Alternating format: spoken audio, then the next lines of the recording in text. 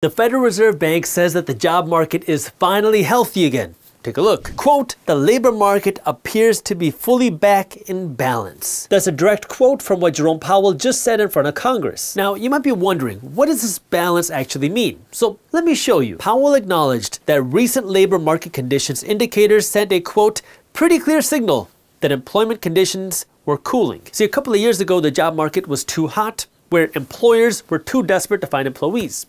Now, Jerome Powell says that it's becoming a little bit more even, where employers and employees are the equal level of desperate. But the real reason why I found this statement by Jerome Powell so interesting is because within 24 hours of him making the statement in front of Congress, Business Insider published this: "We are on the brink of an unemployment fiasco." So much for a job market balance, huh? Why is Business Insider saying this? Well, for one, we're seeing less and less people get raises. We're seeing more bankruptcies happen now than during the peak of the pandemic, and unemployment levels have been slowly creeping higher over the last 6 months. So what I want to do today is go over 3 things. Number 1 is I want to go over what does this job market coming in balance really mean?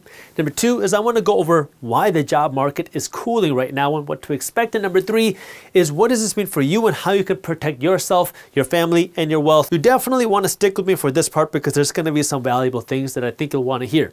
So let me start by talking about number 1, what's going on in terms of this job market balance. And I want to remind you that on August 15th, 1971, the United States dollar was taken off of the gold standard. Well, because of that, this year in 2024, 53 years later, I'm hosting a live, free, and virtual investor summit on August 14th and on August 15th, where I'm going to be going over, number 1, how our money has changed over the last number of decades and over the last few years, but even more importantly, how you can build wealth in this changing economy, in this changing environment, because investment opportunities have changed, our money has changed, and our economy is changing. So if you want to see how you can build wealth in this changing economy, I'll be doing a deep dive on what's going on, the trends, and things you want to pay attention to. It's completely free. All you got to do is register, and I got the link for you down in the description below. For lack of a better word of saying this, job market balance means that employers and employees are equally desperate for each other. Between 2020 and 2022, it was the employers that were way more desperate for employees. Remember, this was right after the pandemic, so there was a lot of free money floating around. So you had a lot of people saying, well, I don't want to work, or I don't need to work because the government keeps giving me more money. And at the same time, employers needed more and more employees because people were spending money like crazy after the pandemic because everybody had more money to spend. And this was great because people realized that if you quit your job and went to another job, you could get a huge pay raise. But even if you didn't quit your job,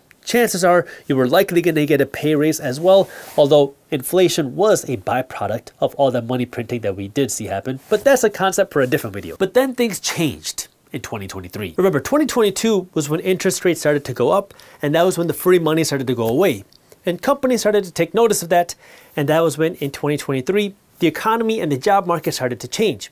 What does that mean? Well, wage growth started to slow down, but not just that, companies started to be a little bit pickier with who they hired and what they wanted from their employees. This was where you also saw a lot of this great resignation happening because people were saying, well, if you're not going to pay me, you're not going to give me the benefits that I want, or you're not going to give me the perks that I want, I'm going to go down the street and I'm going to go to a different company, which was great for a while. But then once interest rates started to go up, we started to see this great resignation start to go down. That was when people said, well, okay, maybe I won't quit my job and do this great resignation, but I'll do this quiet quitting, where I'm just going to do the bare minimum to get by, and that's pretty much it, which kind of went through most of 2023, but then we started to see that change in 2024 as well, because we started to see the economy slow down, and businesses really started to push for more productivity and more efficiency with their work. And that's where businesses said, okay, if you're not going to do what we want, then you can just leave. Come into the office, for some companies, work here, be more productive, be more efficient, or go find another company to work with. And this is where you're starting to see the change in balance, that evening of balance, where employers are saying, we don't need as many employees. We might have hired too many employees. We just want the good ones. And employees are going to have to find a good company that aligns with their goals, because the reality is no employer wants to have average employees. I mean, that makes sense. No employer wants to have a bunch of employees that are just kind of doing the bare minimum. Employers want employees that actually care about their job, and employees should want to work at a company that they actually care about as well. And this brings me to part 2 of this video, which is why is the job market cooling? And the reason why the job market is cooling has to do with the same reason why the job market was booming in 2020, 2021, and into 2022. When you had all this money being printed and injected into the economy in the form of stimulus, in the form of PPP loans, in the form of bailouts, in the form of stimulus checks, in the form of unemployment checks, well, everybody had money. businesses and people had money, everybody was spending money, so businesses were booming and businesses needed to make up for all this spending by hiring more employees. Well, naturally, as the free money started to go away, businesses started to see less of a boom in interest for the products. And that was where businesses said, we need to be more lean, we need to be more efficient, and we don't need to hire as many people. So that kind of changed the hiring dynamic. But then as interest rates went up and up and up and stayed high, that was where more and more businesses said, we need to be more productive and we need to be lean and we need to make sure we have the right team members because maybe we overhired. And that's where we started to see more layoffs. We started to see businesses cut out the fat. And we've also been seeing a growth in bankruptcies around the country. It's kind of like that analogy, what goes up has to come down. And well, we saw the job market boom at some of the fastest rates we've ever seen, and now we're starting to see the job market correct because, well, it really overboomed during the pandemic because of the money printing. And now to fight that, the Federal Reserve Bank has been raising interest rates, doing quantitative tightening to cool down inflation, and one of the byproducts of that was the changing in the job market as well. Now, the reason why this is interesting, and I'm going to tie this into here as well, is because now for the first time, Jerome Powell from the Federal Reserve Bank is saying we need to start paying attention to the job market. Because before, he kept saying that the number one issue for the Federal Reserve Bank is, well, inflation. Now he's saying that inflation is cooling down. It's not where he wants it to be yet, but it's cooling down. And because inflation is cooling down while unemployment is going up, this is where he says it might be more prudent to start paying attention to the job market because, well, we are seeing unemployment rise. And if unemployment keeps rising, well, then that could be a problem, but it's not a problem yet. And this is where he's saying he wants to start putting more attention onto the job market because we're seeing a shift in the job market. And this is where I want you to understand how you can protect you, because the reality is nobody can predict what's going to happen in the economy tomorrow. Nobody can predict what's going to happen in the job market tomorrow. No one's going to predict what's going to happen with big companies tomorrow.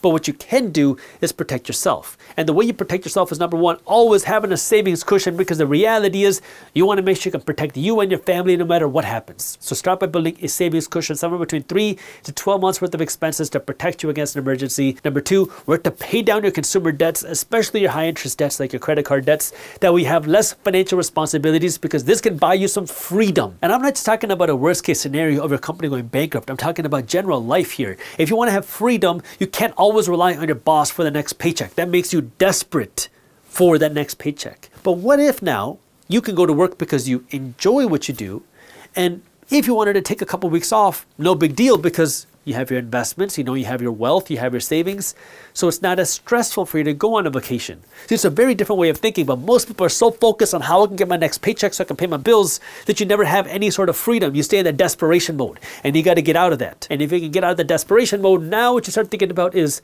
the capitalistic mode.